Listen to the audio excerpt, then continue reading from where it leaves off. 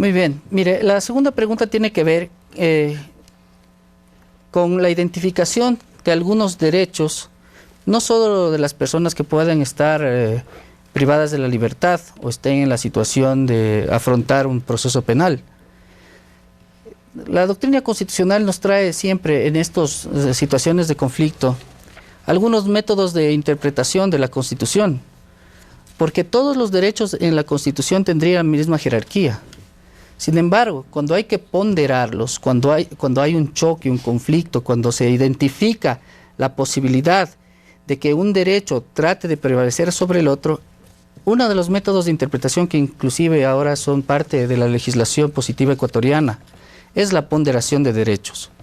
Estamos ante un problema estructural respecto de la administración de justicia, respecto de la inseguridad ciudadana, respecto de cómo un ciudadano debe acometer el tema de la justicia. La parte de tal manera está claro. Vamos a ¿por qué sería constitucional la pregunta? Primero, porque si usted revisa la enmienda propuesta, la primera frase consta en la Declaración Universal de Derechos del Hombre de 10 de diciembre de 1948. La privación de la libertad no será la regla general. Si usted revisa el instrumento internacional, lo que hemos hecho es copiar textualmente del instrumento internacional que se refiere a los derechos del hombre esta máxima. De tal manera que no hay tal relativización de la prisión preventiva. No será regla general, sino excepcional. A ver, es la privación de la libertad, no es la regla general. Eso es lo que no es la regla general. Eso estamos diciendo, aclarando que no se trata de temas de excepcionalidad. Pero también, tenemos un sistema judicial que debemos echarlo a andar. Con todas las taras, pasos innecesarios, y mire que yo soy abogado, he ejercido, pero sí, nuestro sistema procesal heredado de los papeles, ¿no? Ya ve, esta mesa está llena de papeles, ¿no? de los pasos innecesarios, ¿no? De los tiempos muertos, de esos tiempos donde se da la posibilidad de la corrupción. Vamos concretando, por favor. Le estamos diciendo que la privación de la libertad no es la regla general. Estamos ratificando que no es así. Sin embargo, para algunos delitos mayores, para asegurar los otros derechos que el Estado tiene que garantizar, una vida libre de violencia, el derecho a la libertad personal, el derecho al libre tránsito, ¿no? Porque todas esas afectaciones que la inseguridad ciudadana nos trae a los derechos, ¿no? Por ejemplo, una familia ya no podría ir a un parque. En algunos lugares del país ese parque es guarida de ladrones y delincuentes. El doctor Medina hizo un planteamiento. ¿Cuáles son las medidas menos graves y más graves? Bueno, también la doctrina penal, la política penal claramente las va identificando, ¿no? Es decir, hay algunas evoluciones normativas que, de hecho, ¿no? Así como estamos haciendo un cambio estructural en las... ¿Están tipificadas, expresas y claramente para que no estén sujetas a interpretaciones?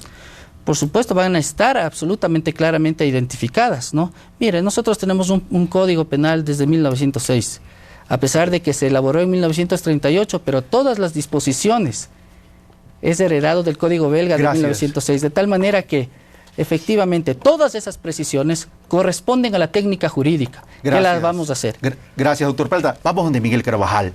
En esta misma segunda pregunta, donde se establece la diferenciación en la aplicación de las medidas sustitutivas, no para todo el mundo la medida sustitutiva, para los delitos menos graves sí, para los más graves no. Estamos discriminando en ese sentido, o sea, no discriminando, hay una discreción va a haber de parte del juez, que nos asegura que el juez va a tener la discreción adecuada para poderlo aplicar, punto 1. Y punto 2, aquí por la inoperancia de los jueces o por la corrupción de ciertos jueces, ¿no estamos perjudicando al ciudadano?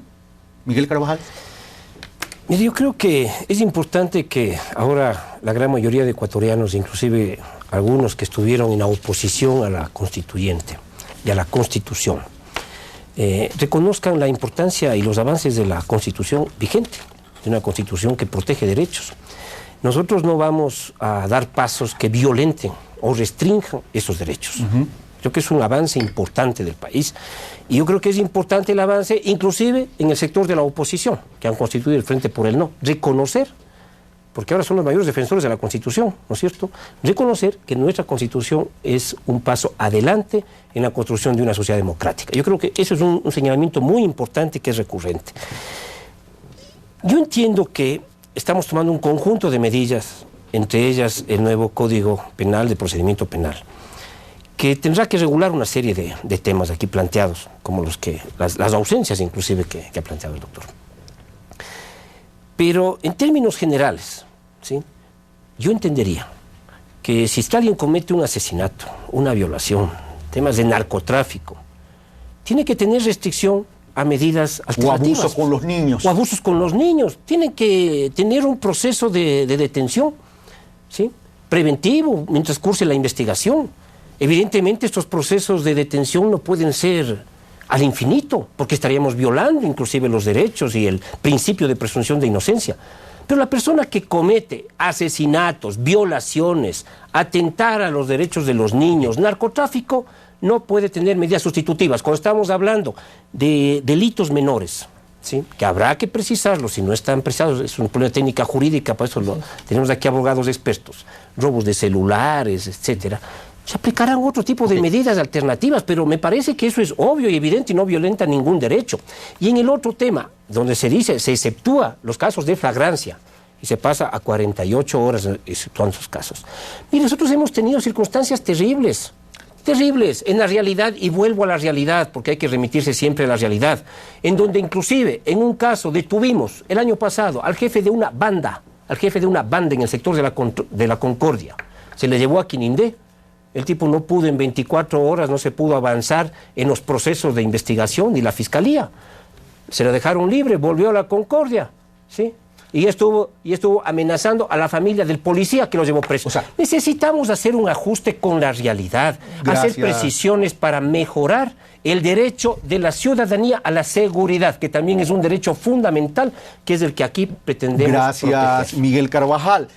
En conclusión, para el doctor Medina hay violentación en términos constitucionales de la pregunta 1 y 2 porque se están modificando o atentando contra las garantías constitucionales, derechos y libertades. Para el doctor Peralta y para el sociólogo Miguel Carvajal, la respuesta es no se atenta porque aquí lo único que se está haciendo es modificando los plazos a efectos de poder tener una mejor operatividad en la justicia y no correr el riesgo de las liberaciones, de las libertades a criterios subjetivos de los jueces. Vamos a la pregunta 3. Sin perjuicio que puedan contestar. La dejo planteado, vamos al corte y regresamos. Con la finalidad de evitar conflicto de intereses, ¿está usted de acuerdo con prohibir que las instituciones del sistema financiero privado, así como las empresas de comunicación privada de carácter nacional, sus directores y principales accionistas, sean dueños o tengan participación accionaria fuera del ámbito financiero o comunicacional, respectivamente enmendado la Constitución, como lo establece el anexo 3, que dice en el anexo 3, las instituciones del sistema financiero privado, así como las empresas privadas de comunicación de carácter nacional, sus directores principales accionistas no podrán ser titulares directa ni indirectamente de acciones y participaciones en empresas ajenas a la actividad financiera o comunicacional. Según el caso, los respectivos organismos de control serán los encargados de regular esta disposición.